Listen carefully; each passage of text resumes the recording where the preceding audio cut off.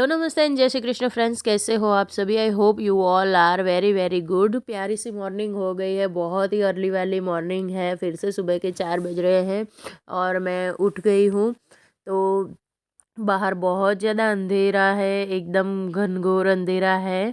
कोई नहीं, इसी अंधेरे में ना अब मुझे उठ के काम करने की बड़ी आदत सी हो चुकी है। और टाइम से उठ जाने से ना आपके बहुत सारे ऐसे काम होते हैं ना जो आप सोचते तो हो लेकिन हो नहीं पाते। वो सारे काम आपके ना जल्दी उठने से हो जाएंगे।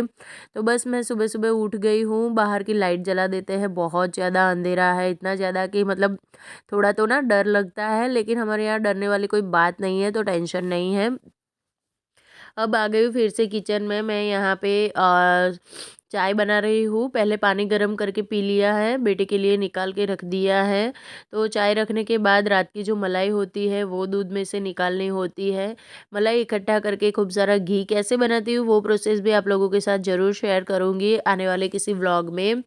तो फ्रीज़र में रहता है ना पूरा डब्बा, एकदम वो हो जाता है, तो थोड़ी देर बाहर रखती हूँ, फिर पोंछ के अंदर रख देती हूँ फ्रीज़र में, तो अच्छे से फिर से सेट और साफ़ सुथरा वो हो जाता है। और चाय रख दी है मैंने साइड में, और अब तैयारी करते हैं बच्चों के नाश्ते की। तो आज दोनों को लंच बॉक्स में मैं देने वाली हूँ हांडवो या फिर डंगेला, कुछ भी बोल सकते हो आप लोग। पहले भी शेयर किया हुआ है, लेकिन पहले वाली चीज़ कुछ अलग थी, ये वाली कुछ अलग है। ये प्रॉपर हांडवो है जो मैंने आप लोगों के साथ प्रीवियस किसी व्लॉग में शेयर किया था, किस तरह से इसका बैटर बनाते हैं। और हफ्ते भर के लिए मैं रख देती हूँ, मतलब कि हफ्ते में मुझे जितनी भी बार बनाना होता है उतने टाइम के लिए। तो अंदर मैंने हल्दी, थोड़ी सी लाल मिर्च और बाकी के मसाले, नमक जो डालना था डाल दिया है। अदरक लहसुन का पेस्ट डाल दिया है, और ना एक लौकी घिस के डाल दूंगी कस के अच्छे से। तो ना एकदम बारीक बारीक कस की हुई लौकी डालने से हांडवा बहुत ज़्यादा एक तो टेस्टी होता है, और लौकी ना बच्चे सीधे सीधे खाते नहीं हैं सब्ज़ी में। तो कभी इसका मैं थेपला, कभी ना हांडवो या फिर किसी भी चीज़ में डाल के बच्चों को खिला देती हूँ। हाल तो अभी तो मेथी भी बहुत अच्छी आ रही है, लेकिन इस टाइम पे मेरे पास मेथी थी नहीं, तो इस वजह से ना मेथी नहीं डाली। और ये जो लौकी है ना, इसको डालने से हांडवा एकदम सॉफ्ट सॉफ्ट बनता है बहुत अच्छे से। बस एक ही चीज़ का ध्यान रखना होता है कि आपका ये जो बैटर है ना, ये परफेक्ट तरीके से फर्मेंट हुआ हुआ हो। फर्मेंट हुआ होगा तो बहुत अच्छे से होगा। इसमें मैंने खाने वाला सोडा भी डाला था, क्योंकि ना इसमें खाना का सोडा डालना बहुत ज़्यादा ज़रूरी होता है। अब जब एक टिप दूंगी यहाँ पे, कि जब भी सुबह सुबह बहुत ज़्यादा जल्दी होती है बच्चों को स्कूल भेजने की, तो ना ऐसे इसको बनने में 20 मिनट लग जाते हैं।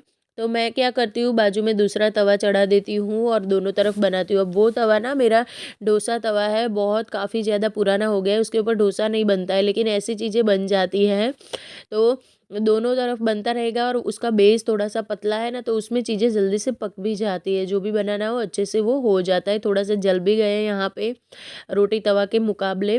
तो अगर हांडवों में ना जो मोटा वाला बनता है वो बनाने जाती तो काफ़ी टाइम लग जाता मेरा, और सुबह सुबह इतना टाइम नहीं होता है कि इस तरह से चीज़ों को आप प्रिपेयर कर सको। तो बस यहाँ पे 2 मैंने बच्चों के लंच बॉक्स के लिए बना दिए, और एक उन दोनों को नाश्ता देने के लिए बना लिया है।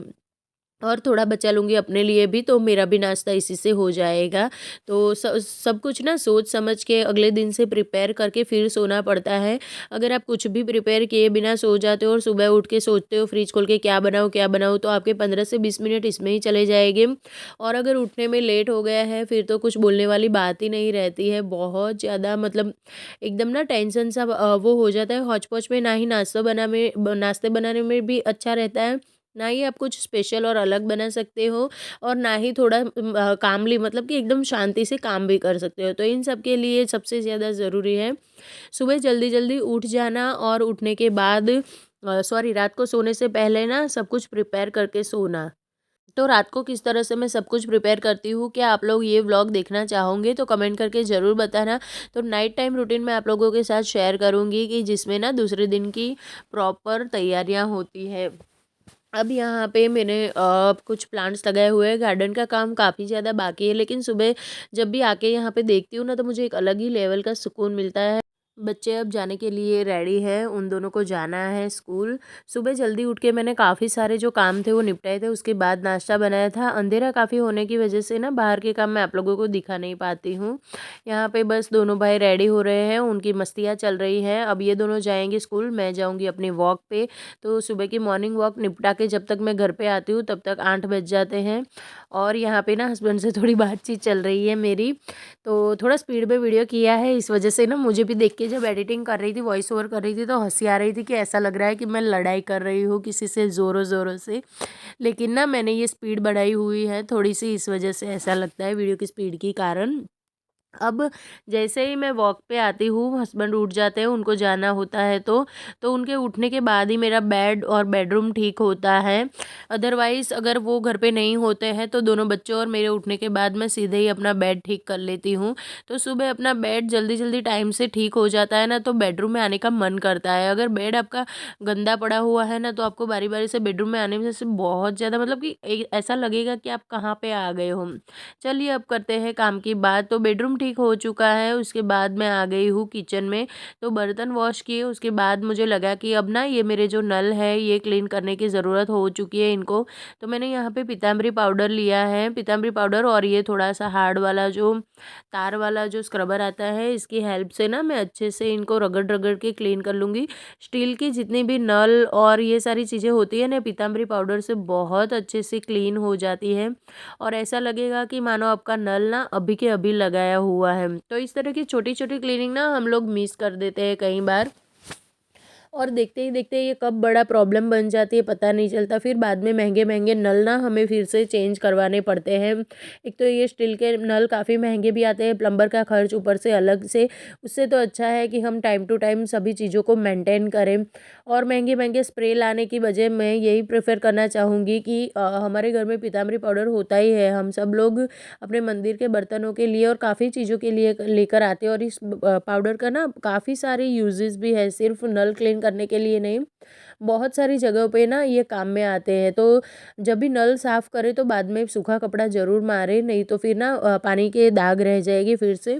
और एक के बाद एक दाग ना आपके लगे आगे बढ़ते रहते हैं, और फिर नल इतने गंदे दिखते हैं कि मानो सालों पुराना आपका घर हो। अब यहाँ पे जब भी मैं कहीं पे भी क्लीनिंग छेड़ती हूँ तो उस जगह को प्रॉपर क्लीन करती हूँ। तो उसके लिए यहाँ पे मैंने देखा था ये काँच का शेल्फ लगा हुआ है, ये काफ़ी गंदा सा दिख रहा था। इसके ऊपर ना ऑयल बॉटल्स रखते हैं बच्चे कभी-कभी, और ये जो शू पॉलिश होती है वो तो यहीं पे रहती है। तो थोड़ी-सी भी मिट्टी लग जाती है तो इतना ज़्यादा गंदा दिखने लगता है कि मानो काफ़ी टाइम से क्लीन ना किया हो। तो उसके आसपास का दीवार सबसे पहले क्लीन कर लूँगी, उसके बाद में सूखे कपड़े से इसको पोंछ के फिर अपनी जगह पे अरेंज कर दूँगी, और फिर बाद में ना चीज़ों को भी पोंछ-पोंछ के साफ़-सुथरा करके उस जगह पे फिर से रखूँगी, ताकि जितना अच्छा ये सेल्फ़ क्लीन हुआ है, सेल्फ़ के ऊपर पड़ी हुई चीज़ें भी इतनी क्लीन हो और देखने में भी अच्छा लगे, और हमें ना एक सुकून भी मिले कि हाँ, हमने किसी जगह की अच्छे से बढ़िया तरीके वाली क्लीनिंग की है। अब जब मैं पूरी जगह क्लीन करती हूँ तो फिर ये वाला बेसिन भी क्लीन हो करना पड़ेगा, और ये दीवार भी मुझे कुछ गंदी सी लग रही थी। तो अब जब एरिया को छेड़ा ही है तो पूरा ही साफ़ करके जाऊँगी, आधा-अधूरा छोड़ने का कोई मतलब नहीं बनता है। सब दीवार भी इस तरह से क्लीन हो जाती है लिक्विड से, हैंड वॉश से, जहाँ पे मतलब अगर मैं बर्तन वॉश कर रही हूँ उसके आस-पास की चीज़ें गंदी है तो मैं बर्तन वॉश करने वाला लिक्विड ले लूँगी। अगर मैं हैंड वॉश के आस-पास में एरिया में हूँ तो मैं हैंड वॉश से वो चीज़ क्लीन कर लूँगी, और सभी चीज़ों से ना ये क्लीन होता है। चलिए आपके साथ बहुत बढ़िया हैक शेयर करती हूँ। ये है एक नेल पेंट रिमूवर की बॉटल। अब इससे हम क्लीन करेंगे जितने भी हमारे स्विच बोर्ड हैं। तो मेरे स्विच बोर्ड मुझे काफ़ी गंदे भी लग रहे थे, और ये नेल पेंट रिमूवर से ना बहुत जल्दी से क्लीन हो जाते हैं। आपको किसी भी तरह का एक्स्ट्रा केमिकल भी यूज़ नहीं करना पड़ेगा, और ना ही किसी तरह की कोई अलग सॉल्यूशन से कोई झंझट करनी पड़ेगी। बस नेल पेंट रिमूवर लिया, अगर आपके पास कॉटन का कोई अच्छा सा कपड़ा है तो वो ले लीजिए, और उसी में लगा के फिर इस तरह से साफ़ कर लीजिए। मैंने यहाँ पे बस वही किया है, पूरे घर में जितने भी स्विच बोर्ड है सभी को आज मुझे क्लीन करना था। और ना कामों को डिवाइड करके रखिए कि किस दिन कौन सा काम करना है। अगर आपके लिस्ट में ये सब परफेक्ट तरीके से बैठ जाता है तो रोज़ के रोज़ आपकी घर के हर एक कोनों की क्लीनिंग भी होती रहेगी, और घर हमेशा आपको साफ़ सुथरा मिलेगा। अब घर घर की शोभा तो किचन किचन से ही होती है। हम लेडीज़ों का पूरा दिन का जो सबसे ज़्यादा टाइम होता है वो किचन में जाता है। तो किचन का साफ़ सुथरा और क्लीन होना बहुत ज़्यादा ज़रूरी है। अगर आपका किचन भी मेरी तरह बड़ा है और काफ़ी ज़्यादा स्टोरेज की जगह बनी हुई है तो ज़ाहिर सी बात है कि आप ना एक ही दिन में इनको क्लीन नहीं कर पाओगे। इनके लिए आपको अलग अलग टाइम निकालने पड़ेंगे, अलग अलग एफ़र्ट लगाने पड़ेंगे। अदरवाइज़ होगा क्या, सुबह से शाम तक सिर्फ किचन में ही लगे रहोगे और बाकी के काम के लिए भी टेंस हो जाओगे, थक भी जाओगे और ना ही आपको वैसा काम मिलेगा। देखिए, हम लोग ज़्यादा काम छेड़ लेते हैं ना तो थकान बहुत ज़्यादा होती है और सिर्फ क्लीनिंग ही नहीं होती है, बाकी भी बहुत सारे काम होते हैं जो दिन भर हमें करने होते हैं। बच्चे होते हैं, हस्बैंड होते हैं, सभी को सँभालना होता है, खाना-पीना और बाकी जगह की साफ़-सफ़ाई भी बहुत ज़्यादा ज़रूरी होती है। कपड़े, बर्तन, क्या काम नहीं होता है यार हाउसवाइफ़ को। हाउसवाइफ़ नहीं, सिर्फ़ हर एक लेडीज़ को बहुत सारा काम होता है, ख़ास करके मेरे जैसी लेडीज़ जिनके पास कोई हेल्प करवाने वाला नहीं है, खुद ही करना है, तो आपको अपने काम को ज़रूर डिवाइड करके रखना पड़ेगा। यहाँ पे मैंने अपना ये जो मेरा अ, किचन का जो हमारा प्लेटफॉर्म होता है उसके पीछे की ओर जो सर्विस टेबल बना हुआ है, यहाँ पे एक स्टोरेज बनवाया हुआ है।